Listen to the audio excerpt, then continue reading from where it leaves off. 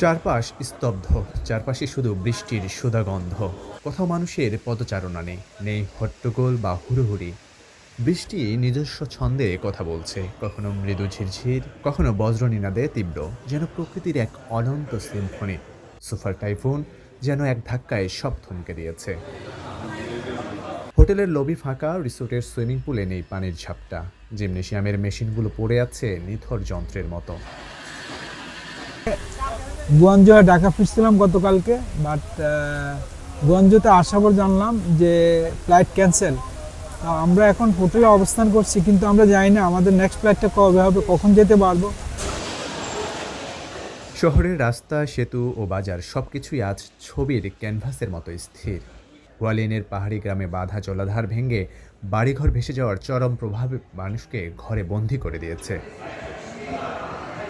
এবং এখানকার বর্তমান পরিস্থিতি খুবই খারাপ, প্রচুর ঝড় হচ্ছে। এখানে চায়না স্কুল, কলেজ, ট্রান্সপোর্টেশন সব কিছুই মোটামুটি বন্ধ। তো আমরা মোটামুটি আবদ্ধ একটা হোটেলের মধ্যে। শ্রমিক, পর্যটক, স্থানীয় মানুষ সবাই শুধু অপেক্ষা করছে, কেউই বাইরে বের হচ্ছে না। দুশ্চিন্তা গ্রাস করছে পর্যটকদের মনে। কবে নাগাদ প্রাণবন্ত হবে চারপাশ, কবে ফিরতে পারবে নিজ পরিবারের কাছে, এখন সেটি প্রত্যাশা। ছুটিতে কিংবা ব্যবসায়িক কাজে যাওয়া আটকে পড়াদের। গতকাল 13-23 তারিখ আমি গঞ্জোর উদ্দেশ্যে গঞ্জোতে পৌঁছি। এখানে জানতে পারলাম যে ওয়েদার খারাপ কারণে আমাদের ফ্লাইট ডিলে করছে এবং ক্যান্সেল হয়ে গেছে। এখন বর্তমানে আমরা খুব একটা সংকটাপন্ন অবস্থানে আছি, কখন যে কি হবে বলতে পারতেছি না। ওরা 25 তারিখের কথা বলছে, সম্ভবত দিন দিন আরও খারাপ হয়ে আসতেছে ওয়েদার। বিমান, ফেরি ও রেললাইন বন্ধ, অর্থনৈতিক কর্মকাণ্ড থমকে গেছে। মানুষ যে যেখানে আছেন যেন মূর্তি হয়ে আছেন, নেই কোনো যোগাযোগ। প্রতিটি কণে অনুভূত হচ্ছে টাইফুন রাগাসার শক্তি, যা শুধু ধ্বংস নয় বরং মানুষের দৈনন্দিন জীবনকে স্তব্ধ করে দিয়েছে। ফ্লাইট বাতিল হয়ে নিঃসঙ্গ জীবনে এখন একটাই কামনা, নিজ নিজ গন্তব্যে নিরাপদে ফিরে যাওয়া।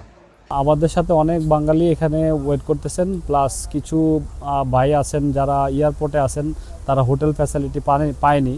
আমি আশা করি যে আমাদের যারা সাউদার্ন এয়ারের কর্তৃপক্ষ আছেন তারা তাদের জন্য যথাযথ ব্যবস্থা করবেন।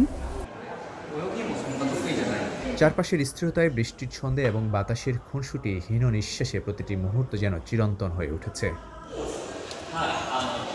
কবে নাগাদ আবারও শহরের প্রতিটি কোণায় ফিরে আসবে মানুষের হাসি, শব্দ আর ব্যস্ততা?